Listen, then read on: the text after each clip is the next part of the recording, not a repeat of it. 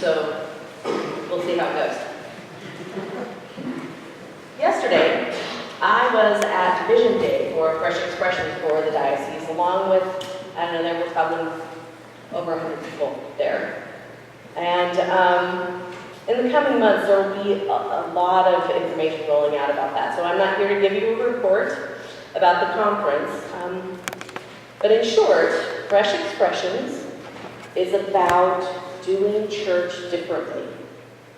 There are approximately, 60% of American adults don't have any kind of meaningful interaction with a church. And they're probably never going to come in here to do that. So Fresh Expressions is about us going out there where they are and taking church to them. And it was a very, very exciting message, and we had some really great speakers. But as I looked around the room, I noticed that not everyone's body language was positive. Not everyone was, yay, this is going to be great. And I got to wondering, what is there about this that there is to be not positive about? Are we worried about change? Are we threatened because this is going to be different and resources will be filtered to people outside the church to make church outside with absolutely no expectation that those people having church outside of our building will come into our building? Are we threatened by that? Even though the speakers assured me and the rest of the people in the room that this is the base for this different way of doing church, that this way of doing church that we're comfortable with will continue. I think the woman, the Syrophoenician woman in the gospel, can help us as we discern how we can move forward with fresh expressions of church. So the woman is knelt at the feet of Jesus, and she's begging. If you have ever had a child sick in the hospital, a spouse dying, you will understand her desperation. The desperation that drove her to seek out a stranger, a man, a Jewish man, and kneel at his feet and beg.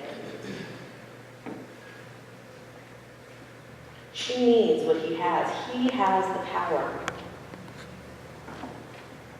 And she opens herself up and begs him to help her daughter. And at first Jesus says, I'm not here for you. I'm here for the children of Israel.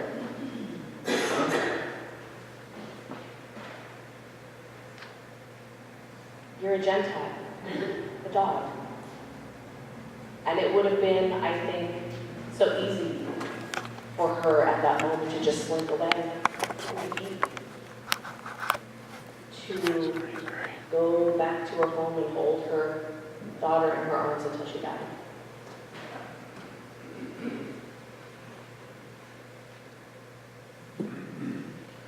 But instead, she says, and I imagine quietly, because she's afraid, and she's knelt at the feet of this powerful man. She probably doesn't want to take him off so that he'll kick her out of the house. So I imagine quietly, she says, even the dogs eat the crumbs under the table of the children. Even the dogs get what the children don't want. Their leavings.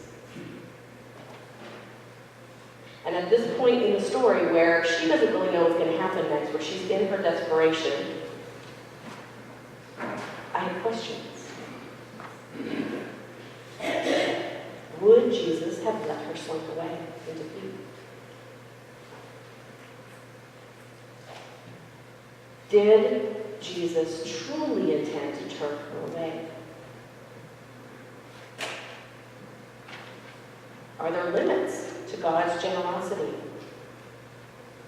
What What is the nature of the abundance of God?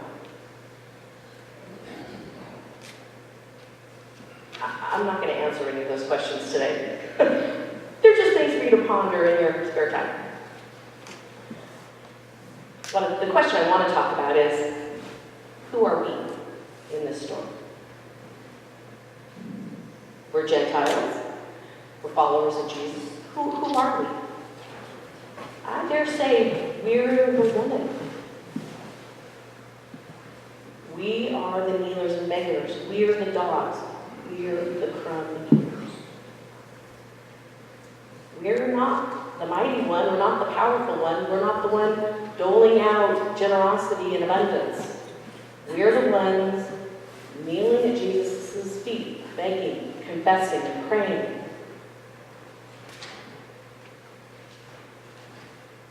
And through Jesus, we know the compassion of God, the gentleness of God, the generosity of God, and the abundance of God. Of God. These things are of God. So what is it that the woman can teach us? Well, I think that she very eloquently and gracefully shows us our place. Our place kneeling and begging at the feet of Jesus. And maybe we got here to our kneeling spot before some others. And maybe we gathered up some crumbs under the table before somebody else saw the table. That doesn't mean that we dig in and fortify our spot that is so close to the feet of Jesus that we can almost touch it.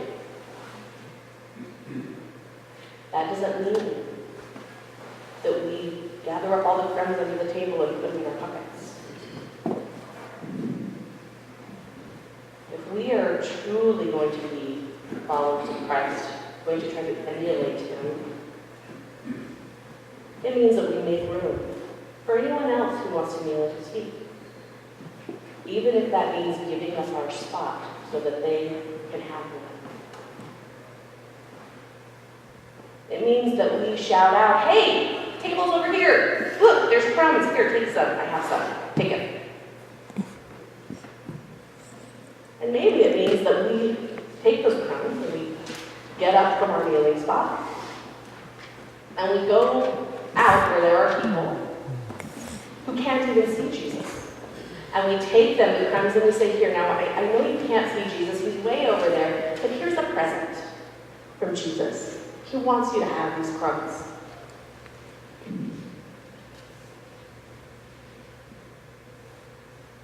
So as we begin this journey of fresh expressions of church out there, remember, God is generous and abundant. There are crumbs enough for all who kneel at His feet and beg.